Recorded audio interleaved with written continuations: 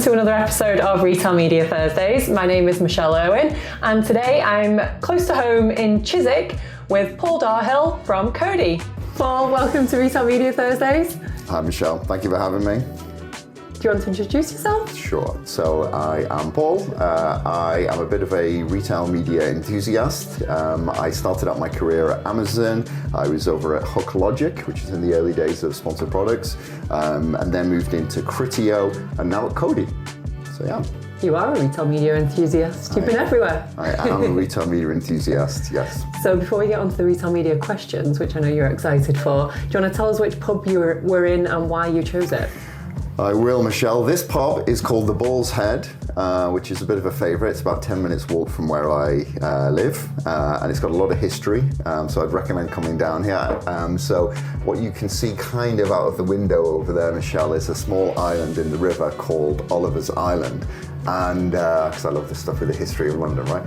And legend has it that when Oliver Cromwell was on the run, he escaped and kind of hid out on that island, and there's a secret tunnel underneath the river between this pub and Oliver's Island where they were passing supplies backwards and forwards for him. So yeah, and then if anyone's interested in learning a bit more about this pub, I would Google the Bull's Head Chiswick and then go to the videos, and you'll see the river comes up really high here, and it actually comes up above the window sometimes, which is kind of wild. But, yeah. I used to live in Richmond, and it did the same. Oh really? When I went to yeah, those the pubs White there. Cross, yeah. I think. Yeah, nice. And what's been your peak of the week? It's only a Monday, so... Yeah, so I guess the peak of the week was an unusual one. So I had a really important meeting which moved. So this was earlier in the week, and that's fine, it's moved, it's been rescheduled, but it meant that I had this time in my day. So being in the ad sales, ad tech space with Koddi, it gave me this sort of chunk of the day where I could actually dive into the platform in a kind of geeky way a little bit here and like start to see some of the new features, the new developments, try and get my head around them, because I always feel like as a salesperson in tech, you've got to see it yourself and kind of walk through it. So yeah, it gave me a chance to, so that was kind of a geeky answer, but that was my peak of the week. That's a good peak of the week. I am going to make a confession. I worked at Sky for nearly 9 years, and it was only 2 weeks ago that I logged into the platform for the first time. Well, I hear this a lot. I do hear this a lot, and I always kind of think, well, if you were going to buy a car, this is not a judgment, it's going to massively sound like it. If you're going to buy a car and the salesperson said, oh, I don't know how to drive it, I need someone else to do the driving for you, what does that say about the car, right? So I think in the ad technology space, you've got to like get to grips with the tech yourself, but anyway, it's kind of a bugbear of mine, but there you go. So you called yourself a retail media enthusiast. Yes. But there is a lot of kind of bubble bursting talk out there at the moment. Are we over the hype?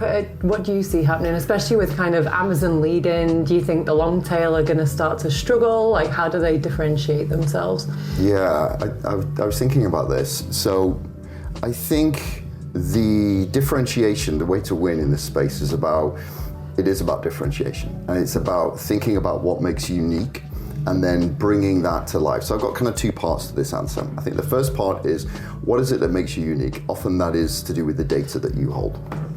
So we work with a food delivery business. So Koddi, for those that are not familiar, is predominantly an ad server, but we also work in kind of the demand space as well. So we provide an ad server solution to a quick commerce food delivery business. Now they don't operate at the same scale as someone like a big grocer, right? So their first party data isn't at that scale. But however, in the Q-commerce space, they obviously hold a lot of geo data, so their data is quite unique. So they're able to go to advertisers with really interesting kind of real-time audiences based on the location of those individuals. I think one of them is around like college kids, etc. So there's things that they can do to kind of like punch above their weight. And then I think on the other side, there is to do with the sort of insights that you can provide from your first-party data. Again, that can make you unique. So I was talking to a retailer in Germany, and they were talking about how it's no longer that you just stay on the plan because you deliver against return on ad spend goals, right? It's about what insights do you bring. And I think outside of retail media, Snap, I think, is a good example where they sort of punch above their weight and stay on the plan because they provide really interesting insights. So I'm starting to see that in retail media, and we have something in the system where you can analyze audiences even if you weren't targeting them. So if you imagine you're running a campaign with that retailer, you go back and say, okay, this is how the campaign performed, but did you know these were these 5 audiences? If you had been targeting these 5 audiences, this is how it would have performed. This is how your return on ad spend would have been. And I think, okay, that's interesting in terms of, great, I might target them on my next campaign, but where it gets interesting is when that goes into the C-level of the advertiser or supplier, who can then take learnings from that they may want to apply with the rest of their business. So I think the first part of my answer is, what makes it unique is the data and how can you use that in interesting ways. And then the second part of it is, how do you make yourself easier to buy? Right? And this obviously aligns well with the conversation we're having today. And I think we're seeing a move into the kind of democratization of buying. And buying via programmatic channels, maybe buying via the UI if you prefer to do that. Maybe it's a managed service, or maybe it's on platforms like Sky. So I think making it easier to buy and making sure your platform is going where the buyers are. Yeah, absolutely. And I think there's a whole conversation we could have around that. But I'm going to pick up something you said around the data and the insights. I think one of the things we're hearing a lot of people crying out for are incrementality insights. Yes. Now, I saw that you're speaking at an event and you're arguing against incrementality. What is all that about? Okay. Well, a little known fact about me, Michelle, is that at university I studied philosophy. Which means I love an argument, right? Then we can get into one of those maybe as the drinks flow, but there you go. So, but this particular thing is like an Oxford-style debate. So I think the message is that incrementality will eventually replace ROAS, right? It's going to be the savior. So I'm arguing against that point. So we're at Koddi a huge believer in incrementality. So we are running incrementality reports as a managed service, but we're actually now, one of the things that's playing around within the system is we're now introducing it into the UI, right? So enabling retail media networks to go in and just say, yes, I'd also like to run incrementality tests against these campaigns. So I'm a big believer. My challenge with us believing that incrementality is going to be the sort of silver bullet, it comes down to what was the objective of the campaign initially? Right, and if you think about P&G, lots of their campaigns are about, growing the category, right? Or maybe market share. Maybe there's an NPD, right? So new product development that they're trying to promote. But sometimes the lowest common denominator of all those campaigns is ROAS, right? And we're kind of guilty of all doing that, I think, when we're analyzing campaigns. I worry that there becomes a new lowest common denominator, which is incrementality. So, okay, we increased our market share, yeah, but was it incremental? Well, that wasn't actually the objective of the campaign. So, yeah, I think it's going to be a fun debate. I feel like I've just done the debate now. Spoilers. I hope your counterpart isn't listening. They know your entire argument now. One of the other areas that's getting a bit of, I guess, not negative press, but a lot of talk about it at the moment is off-site media. Do you think that's overhyped as well, or do you think it's an area that is going to grow massively? Well, I think it already is massive. So if I think about Koddi's business, we do a lot of work outside of retail, also in the travel and other areas of commerce. And we're working with travel partners in that side where they're investing in off-site media together, right, in a kind of co-marketing way. And there's billions of dollars of revenue flowing through that for those parties. And I think the crucial thing about that and why that works so well is that, look, co-marketing isn't anything new, right? Mm-hmm. Two partners joining together and working together for mutual benefit. And I think that's the key thing in offsite is this really working well for both parties? Are both people seeing value? Is it about driving traffic for the retailer, great, at a discounted price? And is it about driving that traffic back towards your particular product? So I think it works really well. One of the other things I think with offsite is I think it's maybe a falsehood that buyers of retail media see it as being distinct. I think increasingly they just see retail media as, I go into someone like Tesco or Sainsbury's, and really I'm expecting them to come back with a quite an omni-channel approach, and offsite will probably take part of that. So I think we worry too much that it's the be-all and end-all, but it's just part of that kind of set. I think the other challenge with it is that I know a lot of the people that we speak to, it sits in another team. They're seeing it as like a brand awareness play, or they think, oh, it's not me, so it's not joined together, and they're not approaching it in that kind of omni-channel way, which I think is something that will have to change. Yeah, I agree. Within the agencies, you mean? Within the agencies, even within the brands, it's kind of like, oh, that sits in the social team, or that sits in the display team, which isn't relevant to me because I sit in the e-commerce team and work closer to the bottom line. The silos thing. I mean, there's a lot of retail media content in breaking down the silos, right, within the brand and with the agency. So I think, that's certainly a big part of it.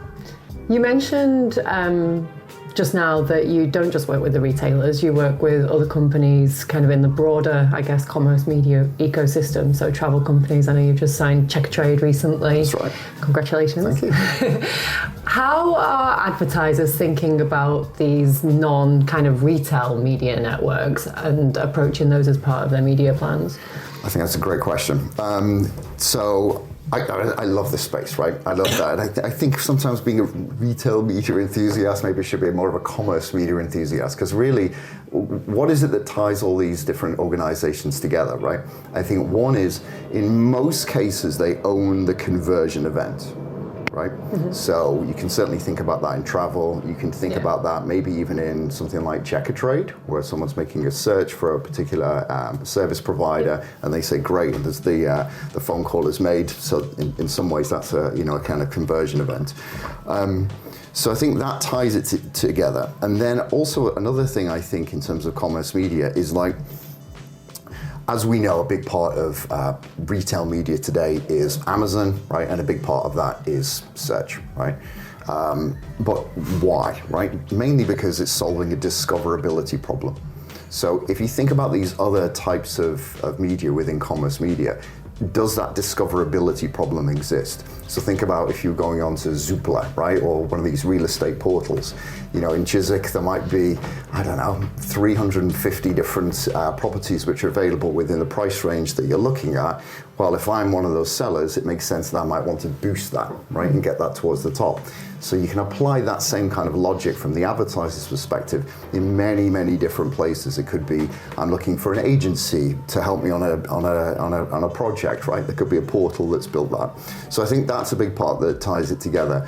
I think perhaps the area that is slightly to the side, I still think we're thinking about how that will work, is things like the fintech. Yeah.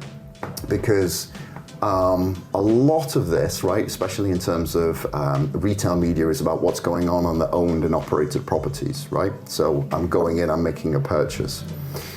If I think about my experience, let's say, Michelle, you said, Paul, are you going to give me that £100 that you owe me? Right? Are you? Oh, sorry, I'm sorry. Forgot about that. Yeah, so I get my app out, right? And then I go, I pause, and I'm sitting here. You say, well, you're gonna transfer the money or what? So, sorry, I have to watch this ad. Yeah, nobody wants that. No, it's not right. It's going to be annoying. So it gets in the way of it's really, I'm using my app in most cases, I think, just to do something quite simple. So therefore, in that scenario, I think it's going to be more about how can you capitalize on that data and then perhaps use offsite or some of these other types of channels, or drive people in because I'm looking for rewards and maybe there's options for me within there. But yeah, I think there's something that ties these different channels together, or these different verticals. But I think there is some clear differentiators between them we need to keep in mind. It's going to be tough for the advertisers. There's so many different publishers or networks, whatever we want to call them nowadays, to pick from as we go forward. This is true. Although, if you think about the what they used to have, without actually any conversion data off the back, you can look at it from a light and shade perspective. Yeah, it's true. I guess we've talked about a lot of areas kind of or we've talked about the hype and the bubble bursting, but what are you most excited for in retail media that you're seeing at the moment? Okay, I think I am going to say the AI. We've got to say AI, right? I think so. But okay, here's what I'm not. I think when people talk about AI, they need to talk about concrete examples, right? And apparently the concrete example at the moment is creating an action figure out of yourself. But anyway, let's put that one to one side. So I think the thing that, within the Koddi system, you can set up AI-based automated optimization, right? As in, I want to run against this return on ad spend goal, and off you go, right? And you would expect at this point, there's a similar system within Sky, right? I think you just launched Celeste, which I was following. Very excited to hear more about that. I think that to some extent now should be table stakes. Right? So I'm less interested in that. I know that sounds a little bit crazy, but you should have that. And I think if anyone's watching and their ad server doesn't have, automated bidding in it, we'll get in touch, right? Yeah. So I think the bit that I find interesting is about how can we use AI to bring in advertisers that are within the torso and the long tail. So I think most retail media networks do a really good job of covering off the head, right? That 20% that's driving the majority of the revenue. Really great case studies we see all the time. But honestly, the advertisers involved, they look quite similar, especially from a grocery perspective. It's the same type of advertisers. What about the rest of them? And retail media networks don't have the resource to be contacting all these other partners.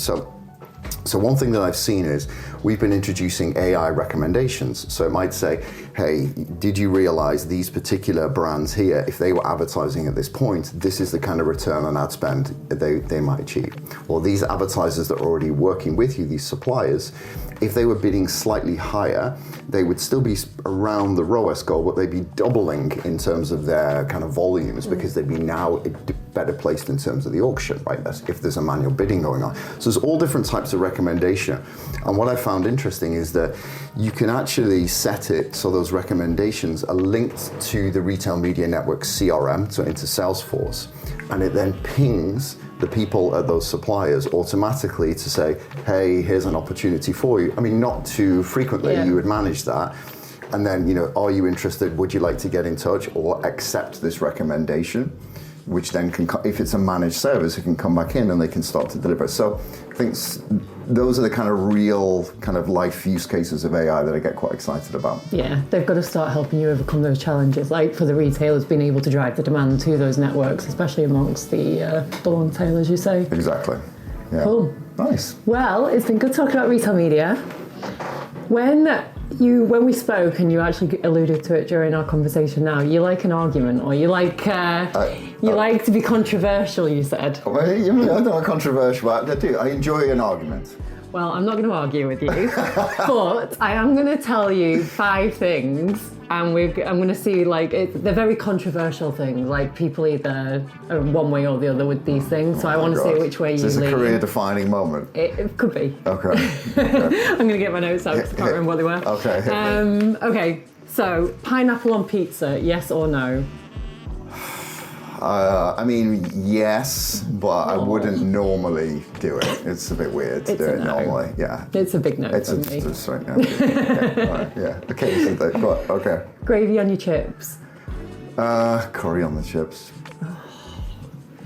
Afternoon naps, yes or no? Well, I've just got this Whoop app thing, which is a very kind of middle-aged thing to do. I do realise that, like a monetary thing, a health thing. Yeah. And it's all about it's like sleep is the most important thing, which I think we all have some understanding of that. So anyway, the long answer is, I've started a little bit, a weekend. I might just do a catch-up sleep, so to get myself back into the green. But anyway, I'm very much there with you. I love an afternoon nap. Netflix or Spotify? If you had to get rid of one forever, which one would it be? Netflix. Oh. Yeah, I would miss Love Is Blind. Did I say that? God. These career-defining moments. That was it, right there. Coming thick and fast. All meetings should be email, yes or no?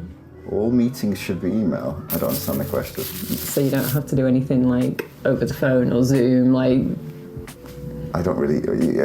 Can they be Slack? No. Oh well, yes. Basically, no meetings forevermore. Like, no Zoom meetings forevermore. Yes or no? Oh, yeah, well, I'd rather do a meeting than an email, for sure. Oh, really? For sure. Well, I'm the opposite. I'd rather do an email.